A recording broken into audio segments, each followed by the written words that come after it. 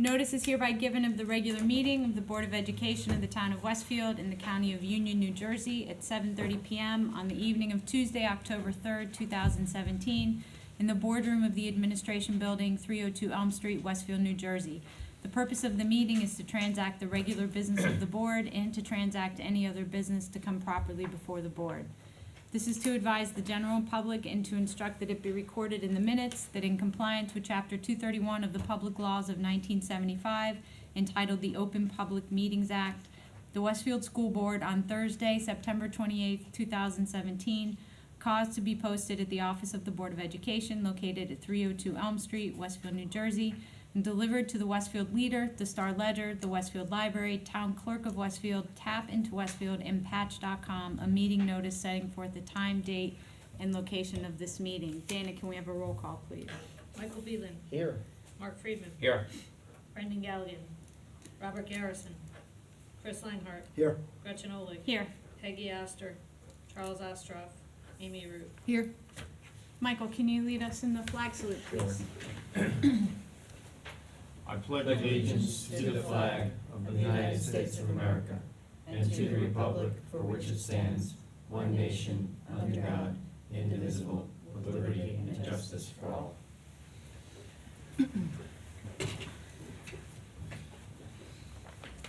Hi. Do we have any announcements? Do we need to redisperse, or we're okay? I got mine too. It's Okay. done. Amy, you want to kick us off? Sure thing. I have two. First off, congratulations to 19 Westfield High School students who have been named commended students in the 2018 National Merit Scholarship Program. According to the National Merit Scholarship Program, these students place in the top 5% of the students in the country who took the preliminary SAT Merit Scholarship Qualifying Test. WHS Principal Dr. Derek Nelson congratulated each of the following students for their commitment to their education: Yalin Bai, Chloe Brown, Michael Canabaro, Joseph Enslin, Lindsay Friedenreich, Fiona Gillespie, Rachel Hay, Yentine Hu, Marissa Lee, Allison Matesic, Timothy McAuliffe, Kenneth Meyer, Ryan Cheen, Lindsay Charlo, Daniel Schenker, Jacob Tannenbaum, Nicholas Wiener, Eric Yang, and June Lin Yi. According to the National Merit Scholarship Corporation, these students represent a valuable national resource. Recognizing their accomplishments, as well as the key role their schools play in their academic development, is vital to the advancement of educational excellence in our nation. We hope that this recognition will help broaden their educational opportunities and encourage them as they continue their pursuit of academic success. And on the topic of testing well, also, on September 25th, Westfield High School Principal Dr. Derek Nelson congratulated 15 students who achieved the highest score possible on the ACT or SAT standardized tests, which are widely used for common admission criteria. The scores recently received by the school reflect June testing dates. ACT high scorers in English include Lindsay Rosen, Kyle Huber, and Timothy Storms. In math and STEM, Jason Little, and in total composite score as well as science, STEM, and English, Rollins Terry. SAT perfect scores were achieved by Allison Brown for chemistry, Zachary Youssef for physics and math level 2, Austin Chen for math level 2 and biology, and Arye Isif for Spanish, Juliet Nivecki for French, and in math level 2, Casey Cohen, Benjamin Mizrak, Lindsay Charlo, Daniel Schenker, Yentine Hu, and Jason Little. My goodness. You must owe Laurie some money if you got stuck with her. How lucky we are. Wow, that's great. Congratulations. Thank you. Chris? How you doing? Yes, two announcements concerning disaster relief. Disaster relief efforts continue. For 2 consecutive weeks in September, McKinley School raised funds and collected cleaning supplies for the Buckets of Love for Texas. Along with the filled buckets, children wrote messages of love and support for the people who are trying to clean up after the flood from Hurricane Harvey. All these buckets were shipped to Texas by truck to the affected areas in Houston from Hurricane Harvey. The program is being run out of a local mission in Point Pleasant, New Jersey, so we thank them for their efforts. Secondly, students and Spanish teachers in Westfield High School have been raising money for the Mexican Red Cross following the earthquake there and for United for Puerto Rico following the devastation caused by Hurricane Maria. Monetary donations will be accepted in the main office and all the world language classrooms from September 28th to October 16th. All donations will be equally distributed between the two organizations. So again, we thank them for their efforts. Finally, a community announcement. The Rotary Club of Westfield will be holding a used bike and sewing machine drive this Saturday, October 7th, from 9 a.m. to 12 noon at the Board of Education building on Elm and Walnut Streets, this building. The adult and kids' bikes, as well as sewing machines, will be sent to Nicaragua, Ghana, Albania, Costa Rica, and Guatemala. A $10 donation for each is requested for shipping. That's all I have. Thank you. Michael? And to this evening, the Westfield Memorial Library will be holding its annual Children and Teen Book Sale this month. Donations are accepted October 24th through the 25th. The sale will take place October 26th to the 28th. For information or to volunteer, contact wmchildrensbooksale@gmail.com. And our second announcement is from congratulations to both McKinley and Tamaqua Elementary Schools for being awarded the Union County Kids Dig Grants. As recipients of the first-time grant program, a percentage of the harvest that the school's gardens produce will be donated to a community nonprofit. What a wonderful lesson for our children and our community partnership for the school. It's great. Thank you. Brendan? On Thursday, October 19th, the Franklin School PTO invites all Westfield parents and community members to attend the presentation entitled Protecting Children in the Hyper-Digital Age. It will be held in the school's gym on Thursday, October 19th, beginning at 7 p.m. National speaker and technology expert Liz Ripking will share and offer tangible solutions to the dangers of the internet for children. Examples of topics to be discussed include safety settings, restrictions for phone and computers, and popular apps, and how to use them safely, gaming issues and concerns, cell phone monitoring, and more. And a second announcement, on October 24th, a parent education workshop will be held from 6 to 7 p.m. at the Youth and Family Counseling Center, 233 Prospect Street, Westfield. The workshop will coincide with the Red Ribbon Week's focus on drug prevention. The workshop will cover the importance of learning facts about drugs, starting a discussion with your children, and what parents must do to keep their children safe. To reserve your space for this free workshop, call 908-233-2042 by October 19th. Thank you. On Thursday, October 26th, parents are invited to attend a workshop hosted by Imagine entitled Fostering Resilience in Children Coping with Loss. It will be held from 6:30 to 8 p.m. at 244 Sheffield Street in Mountainside. For further information, including suggested donation, please call 908-264-3100. And also, in case you missed the parenting event held at Westfield High School on October 2nd and hosted by Edison and Roosevelt Schools, the presentation is posted on the Parent Resources page of the district website. John Halligan, whose son committed suicide in 2003 after being bullied, shares important information about bullying and digital safety in his presentation entitled, If I Could Have a Do-Over, a father's hard-learned lessons about cyberbullying, depression, and suicide.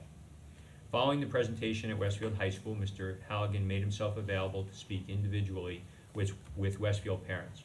As one parent commented the next morning, I was able to make it last night, and so glad I did. Powerful and necessary. So check it out. Thank you. I have two announcements. First is Dr. Dolan is in the news. In the September issue of On Target, the publication of the New Jersey Association of School Administrators, our own superintendent's views appear in her article entitled Be Part of the Solution. The association invited Dr. Dolan to share her experience and insight in one of the publication's featured sections called Women in Leadership Corner.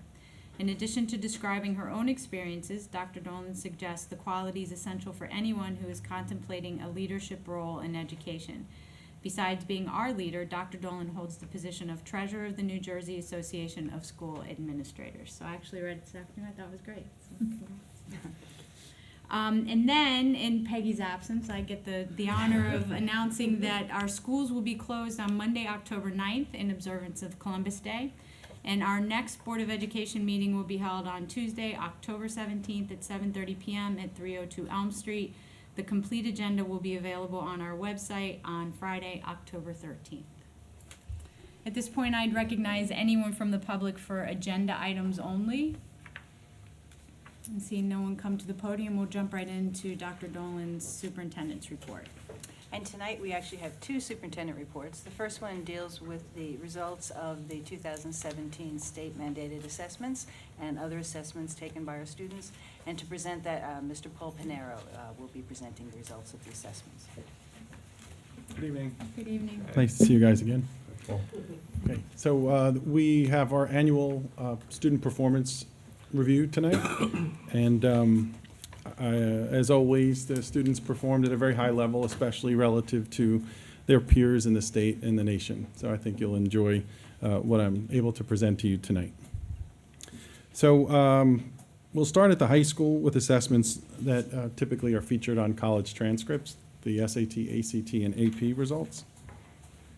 Over 95% of our students in the class of 2017 continued their education, so these admission scores were very critical to that. In a previous meeting, Dr. Dolan shared with you that 148 colleges and universities that our students are attending, 148 colleges and universities in 33 states and one out-of-country institution. With regard to SAT scores, in the announcements, we heard of some high performance and perfect scores in areas, and 2017 is no different. There were 26 perfect SAT scores in the spring, in the 2017 SAT results, and they're listed up there for you. 15 in mathematics, level 2, and then distributed among the others. Okay, and on the next slide, we see the average SATs scores. Now, for critical reading and writing, in prior years, that was split into two separate categories. So starting in 2017, critical reading and writing are the combination of what was the evidence-based reading and writing. So the averages are up there, very strong. Okay. And then we have a 3-year comparison for you.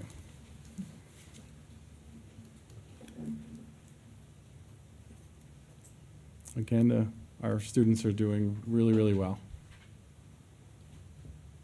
Okay, in the ACT, we had 46 perfect scores in the categories you see listed there.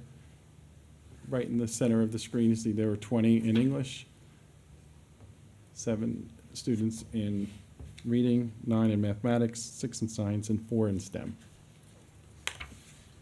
Okay. And there's the ACT mean comparison. Westfield outperforming the state and the nation, as usual. Okay. And there's AP. Our students continue to do really well in AP, posting averages for 3 and above. Last year was 92% of our students. And you know, that's like the magic number, 3 and above in APs.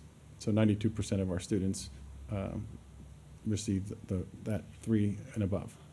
And if you look, you know, that's 20 points above the state. That's a lot. And 30 points above the average for the world. That's pretty good. Paul, so we have, if number of subject tests taken is more than the number of courses offered, we have students taking tests, signing up for Yeah, tests. sometimes it could be a science that might not be offered this year. A lot of times it could be a language that students are fluent in, and they might have some independent study going on with a teacher that could help them prepare for the test, but not to the extent or the level that they would take a whole year course. So yeah, we have more subjects taken than courses offered. So I assume we sort of track that, right? So if, for instance, we see that a lot of students are signing up for one particular subject test that we don't offer, then we keep that in mind as we do course planning and Yeah, curriculum updates. yes. Yeah, we're actually having some conversations now about a couple of APs that it might be time for us to look at. So we can talk at the next curriculum Perfect. committee meeting. Okay. Yeah. Okay. And then we move on to Park. So, Can you just stop right now? Let me ask you about some SATs. I would prefer to talk about those. So, Park, the first slide regarding the Park assessments show that in language arts, we have testing from grades 3 through 11, and that's every grade level. And then in math, it's 3 through 8, but there are end of course assessments in Algebra 1, Algebra 2, and Geometry. And the reason I say but there is because there are students in fact, many students in, say, 8th grade and even a few in 7th grade that will take the Algebra 1 end of course assessment, even though they're not at the high school level. So I'm not calling the Algebra, Geometry, and Algebra 2 assessments high school assessments, because for many, they take place in the middle school. I also have sort of a disclaimer there, language from the New Jersey Department of Education regarding the science assessments. Later on, it'll, within context, it'll make more sense for me to give you an update on that. But for the most part, there will be a new assessment this year, starting this year, in the spring in science assessment. And tonight I'll show you the last of the New Jersey Ask Science reports that you're going to be receiving. Okay, so as we go through the park slides, you'll see that there are 5 performance levels. 1 is not meeting grade level expectations, 2 is partially meeting, 3 is approaching, 4 is meeting, and 5 is exceeding. I think it's worth pointing out that the park state, there are 6 park states remaining, states that are still in the park consortium, and the District of Columbia as well. So we can move on to the performance data for language arts.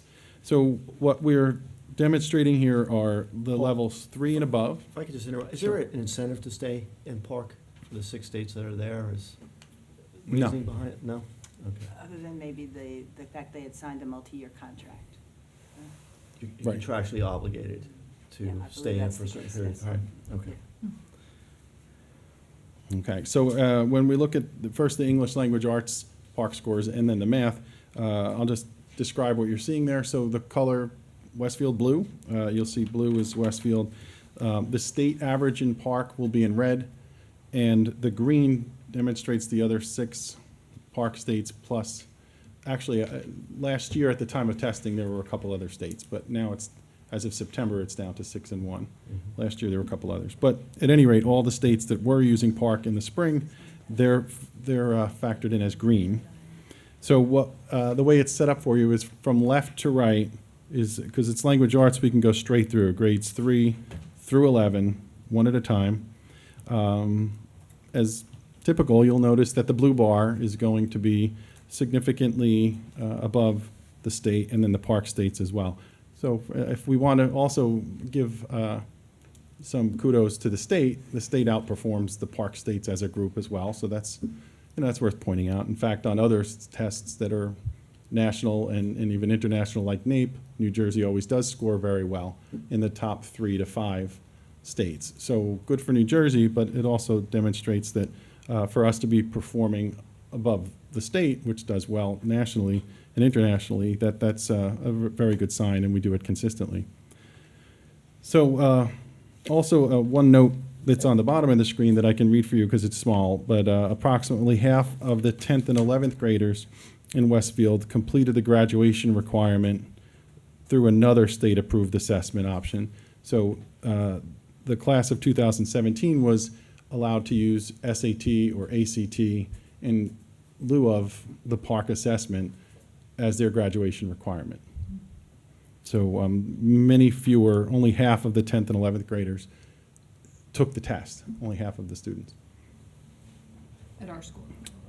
Right, in our school. Okay, and that's reflected in the SAT scores that I shared with you. That's one of the reasons why they just used those instead. They met the cutoff without a problem. Okay, and then in math, the same notes are worth pointing. So it's the same setup. It's 3 through 8, but then it's Algebra 1 separately, Geometry, and Algebra 2. And I do have a note there just to remind us that half of the 8th graders in Westfield take Algebra 1, and therefore they took the Algebra 1 assessment. So last year's 8th graders, now this current freshman group, they half of them took the algebra, and they're factored into algebra there. And they're not factored into the 8th grade. So half of the 8th graders are factored into Algebra 1 and not into 8th grade. That makes sense, right? Okay. And then with regard to 10th and 11th graders in math at the high school, close to 2/3 of those students completed, used SAT or ACT as their graduation assessment requirement and therefore did not take a park test. So that's a lot. Okay. All right, so that's park. Now, here comes the fun stuff a little bit, but we're not going to go through each slide, each line. I can really keep it simple for you. And it's class of 2018 and class of 2019, our current juniors and seniors. They have 3 pathways towards achieving the graduation requirement, the assessment requirement. They can either pass a park test or use an alternative one. And if neither of those are achieved, then they can take the 3rd pathway, which is an alternate portfolio assessment. And students have been able to do that for years and years in New Jersey. So in other words, if you don't pass the certain test that you need to pass, then there is a portfolio option. Very few of our students need to take advantage of that, very few. But for the juniors and current juniors and seniors, they can either pass a park test or use the SAT or ACT. That's current juniors and seniors. Okay? Where the state has adjusted it, because park is very fluid as far as graduation requirements have been concerned in recent years. So the current sophomores in the class of 2020, they also have 3 pathways, but they must take all the park tests if they want to apply an alternate test such as SAT or ACT. And if they, for some reason, are not to pass either or any of the park tests and not achieve an alternate score in SAT or ACT, then they can take the alternative portfolio assessment. And again, fewer than 10 of our students typically have had to do that. So that's not really an issue. So for the current sophomores, they have to take all the tests, park tests, to be able to use SAT or ACT, and they must get valid scores. So that's really important to point out. Our students do need to take the assessment, and they need to take it seriously and get a valid score in order to consider either of those scores for the graduation assessment required. Yeah. So, what's a valid score? It doesn't mean, You can't Exactly. sit there and click B for every single answer. Right, I guess there are signs, exactly. If there are a lot of repeat clicks on something and you're writing, I would imagine they might flag writing that is like song lyrics, because, you know, we heard stories about that throughout New Jersey the first year that park came out, that students might not have taken it seriously. So I think scores would become invalidated if they saw something like that. so for instance, I mean, if we had a sophomore perform particularly well on the PSAT and meet what would be considered the 2nd pathway, they're not able to rely on that for purposes of graduation because they're still eligible to take the park their sophomore, junior year, right? I mean, they still have to sit for the park. Well, they still have to sit for the park, Yeah. yes. Which is a big difference, so I think we need to, It is a big difference. current sophomores and then freshmen, you know, I think we need to continue to talk about that certainly here and at the high school PTSO meeting Yeah. and things like that. because Absolutely. That's the critical difference. Yeah, I know Dr. Nelson and his team have been making that a point among students and parents that they have been speaking with. But you're right, I think we have to continually remind that at least for the next, for the current sophomores and freshmen, and potentially beyond, but who Right. knows, we need to take the test. We can't, it's graduation, we can't mess around with that. Right. And if you really want to put it in perspective, it's a couple of hours. It's not worth risking it. So you sit for a test, you do some practice, you do your best on it, and then you make sure that you're going to graduate. Okay. Which leads us to the freshman. The freshman is a slightly new wrinkle. You'll see there are only 2 pathways. So for the 9th graders, they need to take and pass ELA 10, so that's the 10th grade ELA test, and Algebra 1. So that's very different from what they've had in the past. So they need to pass those. They need to take them and pass them. And if they do not pass, then they have to resort to this alternate portfolio assessment. So for them to be able to be eligible to take the alternate portfolio assessment, they must take and get a valid score on the Algebra 1 and the ELA 10. And that may very well be the kind of formula that we wind up with as, there's going to be some change in Trenton in the coming months, and maybe that's what it's going to settle into, this idea of a test again in each subject and an alternative portfolio for those who don't pass it. Beyond that, no, that's all. There's no other discussion. Okay? All right, so that's Park. Now, there's still New Jersey Ask Science. Well, not anymore. As of spring, they finished their contract in spring 2017. So grades 4 and 8 looks for life science, physical science, earth science, knowledge and application of the understanding of these areas. And then we can show you the scores on the next slide. Traditionally, or I should say historically, the state, we've done well, the state has done well. And so this is a little different in the coding because New Jersey Ask functions in a different comparative world than Park. So New Jersey Ask still has the district factor groupings. You might remember them from years ago where those are socioeconomically aligned districts. So the green in this case are the socioeconomic peers for Westfield, and we are performing above our socioeconomic peers, which we have traditionally done or historically done. And then you'll see the state is a little below those. So the performance on science across the state was pretty strong, and ours is very strong. So yeah, this might be, so the next slide begins the discussion of what is coming up for science assessments. So first you have Park grades 3 through 5 and the windows. So they're up there, that's pretty straightforward. And that's ELA and Math 3, 4, 5, April 16th to the 25th. You'll see their new science assessment. We don't have a name for it yet. And it'll be in grade 5, so that's a significant difference. It used to be, as you saw on the former slide, 4th grade and 8th grade, and now it will be 5th grade and 8th grade. So for the first slide, we see that it says 5th grade science. We have rolled out the new next generation science standards, so we'll be prepared for whatever assessment comes. We're sure the assessment will be aligned with the next generation science standards. So we are prepared for those.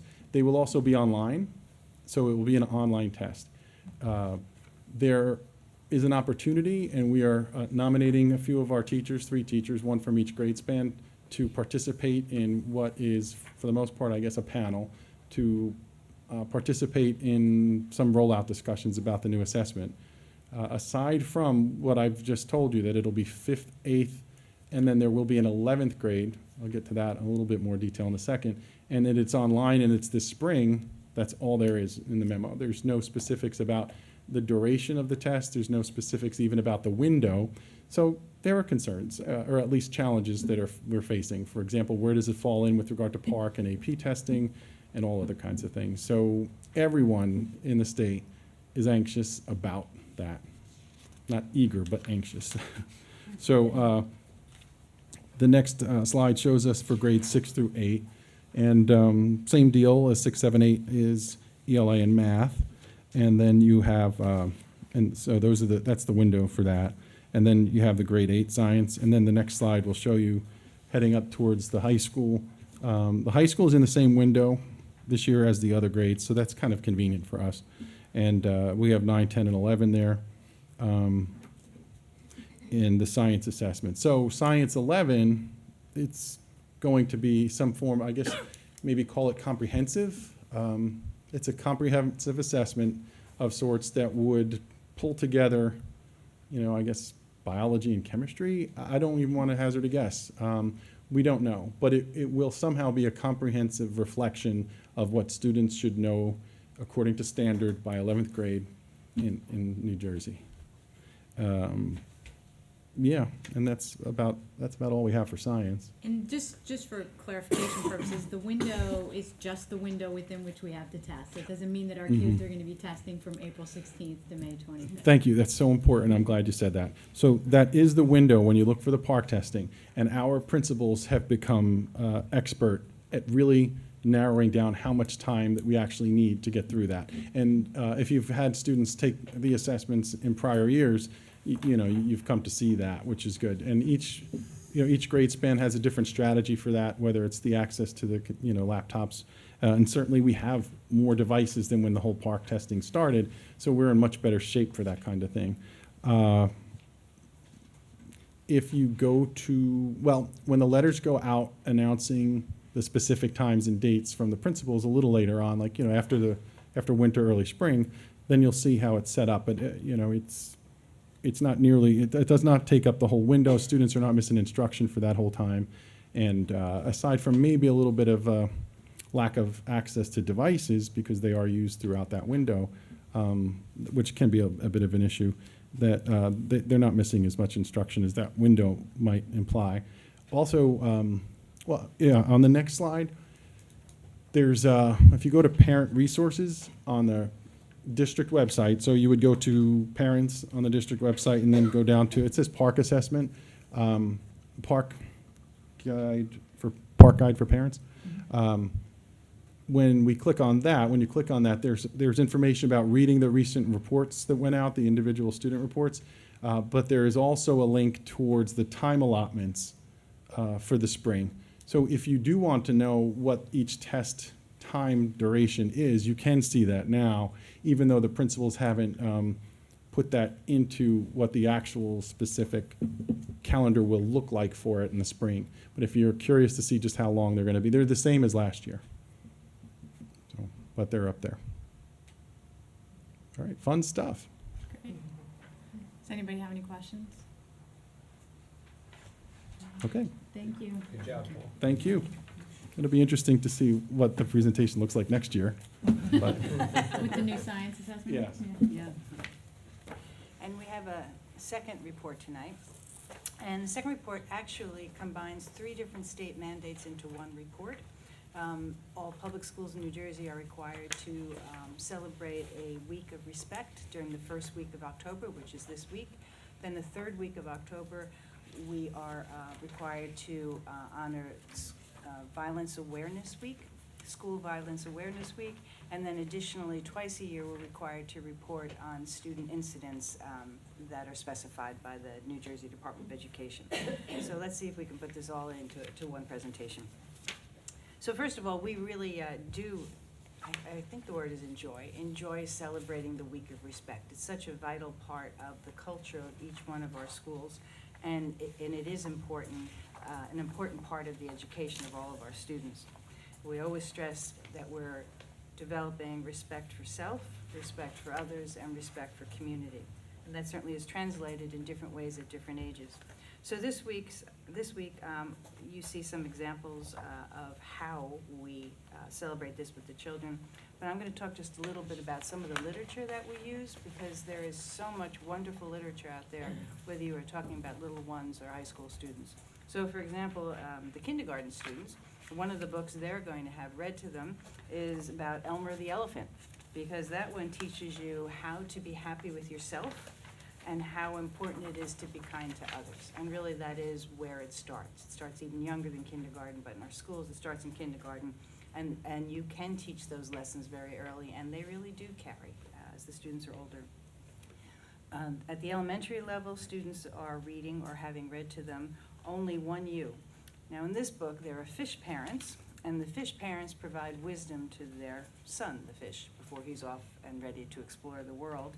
And the first piece of advice that the fish parents give their little fish is a great one. The parents say, always be on the lookout for a new friend. And isn't that a good piece of advice, whether your child is going to college or whether your child is in 2nd grade? At the high school level, we'll jump to that. So even the students who are studying Latin, they're translating and reflecting on quotes that are as true today as they were a few thousand years ago. So we're going to do a test and see. First of all, I don't have the best Latin pronunciation, but we'll give it a shot. De gustibus non est disputantem. There is no arguing over tastes. Very important lesson to learn, I would say. And audi et alterum partem. Hear the other side too. very important. So it doesn't, and there were many, many examples of how teachers at every level are bringing this message into their class as is appropriate. Physical education class is the same. Just about every subject area you can imagine, there are ways to make sure it's infused into a lesson. And another thing that we really work hard on that is important for the development of our students is listening. So from the earliest grades, the students learn about the importance of listening to what's being said and listening to others, what an important skill. And then as the students get older, they work a lot more on, so exactly how do you engage in civil discourse? How do you not only share your opinions, which we all love to do, but how do you also learn how to sit back and listen to others and listen with an open mind? It really is something that has to be practiced, and we are doing that in the schools as well. And that's part of the work that goes on in the Week of Respect. And then again, in a few weeks, the week of October 16th, we'll be acknowledging School Violence Awareness Week. Some of the ways we do this is we make sure that the students are aware of our student code of conduct, what the expectations are, and what the consequences are if you do not meet those expectations. As you can imagine, that is done very differently if you're talking to a first grader as opposed to if you're talking to a junior in high school. And we also review the requirements in the Anti-Bullying Bill of Rights. Again, you need to simplify it with the younger students, but the older students are perfectly capable of understanding the expectations regarding how you treat others and how bullying is not allowed. And part of that, as the students get older, is to teach them in various ways how to be an upstander, how to make sure you are, even if you're not the one doing it, you're not the one who's standing by and allowing something to happen. And twice a year, we are required to report on specific incidents regarding violence, vandalism, substance abuse, and harassment, intimidation, and bullying. Because despite the efforts of our teachers and administrators and the parents in this community, students do make mistakes and students do break the code of conduct. And we are required to use very specific definitions provided by the state and report any incidents that fit into any of these categories. So you can see on the chart that we did have incidents of violence, vandalism, substance abuse, weapons, and HIBs that were affirmed by the Board of Education. And you can see that some of the incidents had more than one offender and might have had more than one victim as well. So there is a chart that summarizes what did we do with these incidents. In some instances, the police were notified and complaints were filed. Obviously, there are serious ones where they address a law, specific law, and students have also been suspended for short periods of time. Harassment, intimidation, and bullying, there is a very specific system that has to be followed in the state of New Jersey. This first chart talks about those reported HIB incidents. HIB is harassment, intimidation, and bullying. The reported ones that were actually confirmed after an investigation, and then the second column talks about after they were confirmed at the school level, and then they were presented to the board, whether or not they were affirmed by the board. The following chart talks about all of the HIB investigations, all of which had followed the law and had investigations that were completed within the required 10 days. And then it talks again about how many were confirmed and how many were affirmed by the board. So whenever we collect data like this, you look for patterns. Is there something we really need to address? One of the things you would look at, do you have a pattern of one type of student who is being bullied, either in a school or in the district, and if so, how are you going to address that? When we look at our breakdown, we do not appear to have a pattern from the last 6 months, which is the required reporting time, but it is something we continue to watch to make sure we don't develop a pattern. As a matter of fact, at each school, there is a team that monitors the data and addresses anything that they note regarding what students might be being treated inappropriately. And then the next chart talks about the various ways where we address this inappropriate behavior, where a student is intimidating, harassing, or bullying another student, whether that's counseling, conferences, the involvement with the parent, detention, suspensions. We use the method that we believe is going to be the most effective in stopping the behavior. And we also look for patterns on the next chart as to whether were these incidents due to electronic communication, or was it physical, or was it verbal? This year, the majority of them were verbal. So this is ongoing work. As was mentioned before, last night there was a presentation open to parents, so that parents would be more aware of the harassment, intimidation, bullying, the effect of it. And that presentation is going to be presented to our intermediate students, I believe that's next week. So it is ongoing work that our teachers do, our counselors do, our administrators keep in mind when they're administering discipline. It is something we take very seriously and continue to work on. And in case there are any parents or students who feel as though they're not being treated appropriately, every single school has at least one anti-bullying specialist. The chart is on the presentation, but it is also on the website. And if you go to the website for each school, you will find the name of the anti-bullying specialist on the front page of the website, so it's easily identifiable in case a parent or a student needs to know that. And again, it's something we take seriously and continue to work on. It's encouraging to see the numbers going down, Yes. not just category by category, but across the board. Could an incident involve multiple students? So it's really one incident, but it's a number of, Yes. a number of confirmed students who committed a bullying act. Does that make Absolutely. sense? Yeah. And just like one incident could also be 5 different categories. Right. Yeah. Right, no, that's very true. I can think of one this past year where I believe there were 3 bullies, and only 1 victim. And then I can probably, I can think of that one, so yes. Right, so, I just said, so if you're looking at incidents per school, it may not necessarily mean that that particular school has more bullying, it's just that there was one incident involving multiple students, Can be, perhaps. yes, can be. Okay. And you're also right that it can hit different categories, so. Especially if there's some back and forth. Right. Anybody else? Any questions on the violence, vandalism, week of respect, miscellaneous report? Okay. All good? Yes.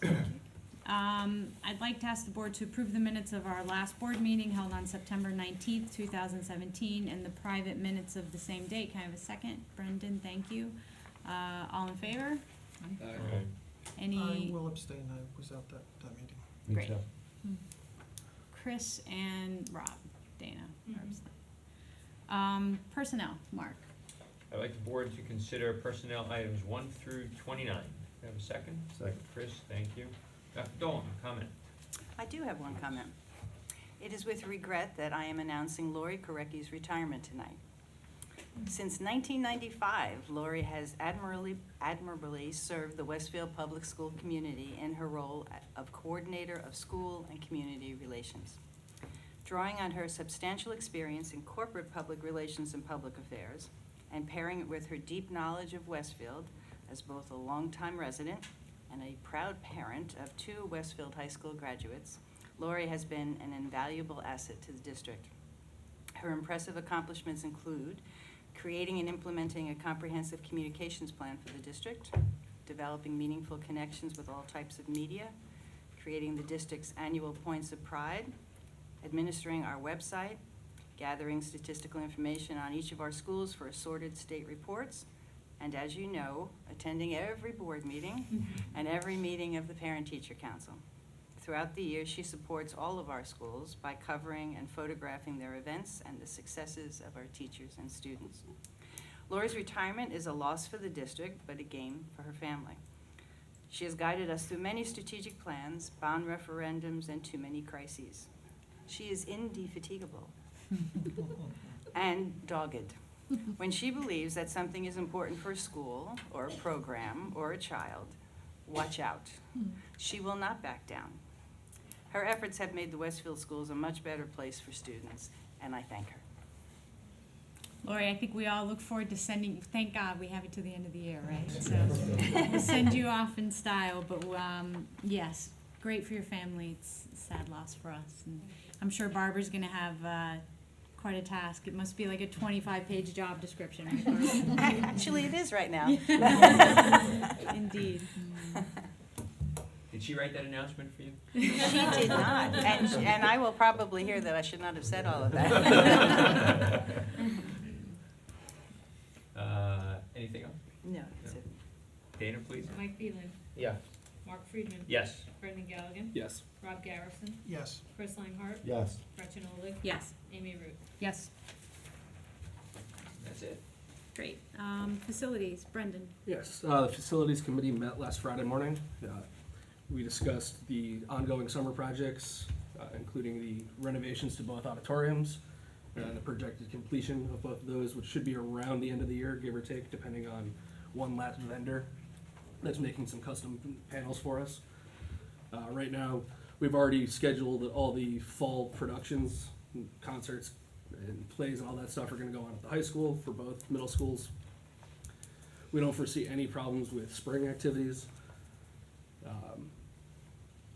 But, you know, knock on wood for that. We then switched gears and started talking about possible renovations over at Kaler Stadium. We're still in the early planning phases of what we want to do there. With a presentation, I believe, coming to us at our next board meeting on the 17th. And the Facilities Committee is actually meeting at Kaler Stadium next Tuesday at 8 a.m. Great. And Brendan or Dana, can one of you just give us an update on solar?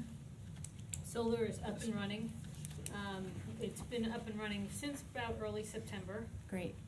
We are still, the monitors are not fully hooked up in the buildings yet. That will show, we have monitors like TVs that will show the energy that we're generating and what our savings are. Those aren't yet completed, but we are generating savings as we speak. That's great. Excellent. Yeah, that was a long time coming, so that's a great announcement. Yes. Hopefully Rich Matasic is watching. He told me he would be watching tonight. He did. Anything else, other than next Tuesday morning? The last, the summer projects, the last one is Edison's fire alarm, and that should be done shortly, if I remember correctly. Yes, the other schools are gonna be continuing through the rest of this year off hours. We'll be doing work after school is over, but by the end of this year, we should have all of our fire alarms updated and completed. Great. Thank you to Mike Morris and his indefatigable. Long-range planning, Mark. I'm not even gonna try to say that. I'm don't sure think that I can. I botched it. So, I will say, so I'll talk about long-range planning. It is interesting, in my time on the board, I've had to make the font on my notes bigger. So, at our most recent long-range planning meeting, we discussed full-day kindergarten. As you might know, the review and evaluation of whether we should have full-day in Westfield is a 2017-2018 district goal of ours. In New Jersey, roughly 90% of the districts do have a full-day program. However, there's currently no state requirement to offer a full-day program. We're very lucky in Westfield that a number of private organizations in town have filled a gap over the years for us. As part of our obligation to the residents of our town, the board and the administration will evaluate how the current scenario is fulfilling our needs. We've already worked with a demographer who has provided a complete report that will help us understand how the Westfield population might change over the coming years. This report is being reviewed and will help inform our next steps. It's clear at first glance that the population of school-age children will not be declining. Some of the next steps could include focus groups of residents and perhaps a survey that will help us understand how residents view the need, or lack of a need, for a full-day program. The public will be a significant contributor to the process.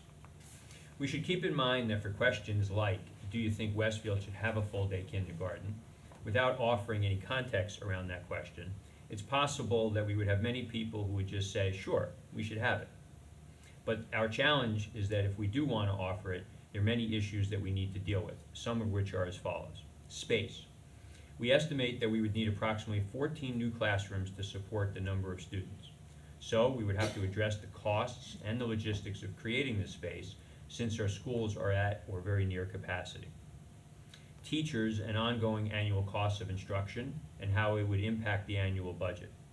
Early indications suggest that the annual incremental cost could be in the $3 million range. Also, the impact of the organizations that are currently filling the void, as I mentioned earlier. And then also, basically the evaluation is a major undertaking, but we are committed to fully vetting the options and reporting back to the public during key stages within the evaluation process. So nothing's been set, just lots of discussion. I thought the first meeting was a good one. I prepared the remarks so that I made sure that I didn't forget anything. But I think we are committed to doing a good, thorough review of this and coming up with an answer that will be good for the long term of the district. Any questions? The demographer's report, is that a public document or is that being reviewed just by your committee? It's not public yet, it will be eventually. Yeah. And if you have questions, we can, at some point, we can, answer those questions, or maybe we can even summarize it and share it with the rest of the board. I think the idea that it will become public, Yeah, available absolutely. for everybody Oh, to see. yeah, right, and I think Mark's summary was spot on. I mean, essentially, there's no indication that enrollment is declining, and so that was definitely informative as a first step. So that's it. We'll have follow-up meetings, hopefully at least one or two more before I depart. Most definitely. That's it. Policies, Chris. Nothing for this agenda. Policies Committee will meet next Tuesday. Great. Curriculum is me, and I also have nothing, but we have our next meeting, which was also our first meeting of this school year, where we'll be looking at curriculum on Friday, October 20th at 8:30. So, finance, Mark. I'd like the board to consider finance items 1 through 9. Second, please. Second. Rob, thank you. Just a couple of call-outs, if I could. We'd like to accept a gift of $857 from the Westfield Coalition for the Arts to purchase a Wenger cello rack for the Westfield High School Orchestra Department. And we'd also like to accept a gift of a York Artist double French horn and case valued at $400 from Ms. Renata Bieber to Franklin School to be used by the Franklin School Music Department. And also accept a gift of $735 from the Franklin School PTO to purchase a smartboard projector bulbs. So thank you all for those donations. Any questions or comments? Okay, Dana, please. Mike Phelan, Yes. Mark Friedman, Yes. Brendan Gallagher, Yes. Rob Garrison, Yes. Chris Langhardt, Yes. Gretchen Olig, Yes. Amy Root. Yes. I think that's it. We have a meeting scheduled in October. Dana and I spoke. I'm not sure we're gonna need that meeting. We'll send you a note and let you know one way or the other. Great. Technology, Peggy's not here. I'm not aware of any report. Anyone We didn't else have a from the committee? meeting since No the meeting last since time, right? last meeting, right? Okay, and I think, it looks like there's a meeting on the calendar for October 27th, so, technology is wonderful. I'd like to ask the board to note the notes for the record and ask if we have any unfinished business to talk about tonight. Any new business? Any liaison reports? Rob? Last week I attended the Garden State Coalition of Schools meeting. It was an interesting meeting. Both gubernatorial candidates were invited to attend. Neither could.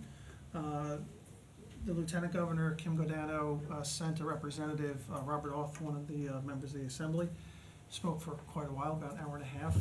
So it was an informative and interesting discussion. I'm sure the notes will be sent out shortly by the coalition. It was a good meeting.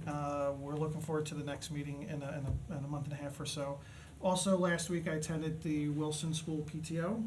As it being the first meeting of the year, was the most attended or well-attended, because that's when they pick out class parents. So, it was a good meeting. They did want to send their thanks and acknowledge the board and the superintendent and the district for all the improvements to that Wilson took during the summer, and also for the additional laptops and computer equipment. Yeah. Thank you, Laurie. Great. That's all. Any other liaison reports? I just want to thank Rob and Amy and Brendan, I know, and if I missed anybody, for attending sort of statewide, countywide meetings. It's a commitment of time that I just want to recognize, and also it keeps us, certainly in the know, and thank you for representing us at those meetings. Actually, you reminded me, I forgot, I did attend the Union County NJSBA meeting as well a couple of weeks ago. It was a good discussion there as well, and they're trying some new ways of communicating with board members while down at workshop. Of course, I'm forgetting the rep for NJSBA for the county, Robert, I can't remember his last name, but they're going to use some social media and other means to allow members to communicate with each other during the workshop and then during the course of the year. Yeah. That was a big feature of their strategic plan. Oh, good, okay. I attended that meeting down in Trenton a couple weeks ago. They're looking at making pretty much all of their trainings either streamed or recorded, so that people can at least get the information, whether they, without the interactive participation of attending workshop. Yeah. Great. Yeah, and that jogged my memory as well. Last week, the Special Education Parents Committee and Dr. Weissman from Special Services had a really good, I think, presentation and overview. A lot of members of his staff were there, case managers, teachers, Andrea Lowe was there as well, and a lot of parents were there, sorting through some acronym soup of terminology, and just able to ask questions. Some were new to the district, some were have been here for a while, but I thought it was great, and I felt more prepared than last year, so I must be learning something, which is lovely. But thank you, Dr. Weissman, for taking the time for that. So, and I'm sure there'll be another announcement at our next meeting about the next special ed parents meeting in October. Great. And you and I were both in attendance at the PTC meeting, the Parent Teacher Council. That's right. Yeah. Every month now. There was the first of the year, so there. It was the first of the year. We had a lovely photograph of all of the PTO presidents taken that will, I'm sure, appear in the press. That's right. And our student resource officer, Elizabeth Sabnick, came and gave a pretty comprehensive overview of her roles and responsibilities and interactions with various community groups that she interacts with too. That woman has an amazing amount of energy. Yeah. Indefatigable or whatever that word was. she's yes, quite a firefighter. She is that, right. Firefighter, there we go. Yeah, she's great. So Great. and very willing for, to talk to groups, talk to parents. Yeah, so it was good. Anybody else? At this point, I'd recognize the public for questions or comments. And seeing no one come to the podium, I would ask the board to approve the following resolution. Resolved that the Board of Education move into private session for the purpose of discussing matters rendered confidential by state and federal law, contract negotiations, and harassment, intimidation, and bullying incidents, and be it further resolved that any discussion held by the board which need not remain confidential, and the results of the discussion will be made public as soon as practicable. Can I have a second? Brendan, thank you. All in favor? Aye. Okay, we're in private session. Thank you.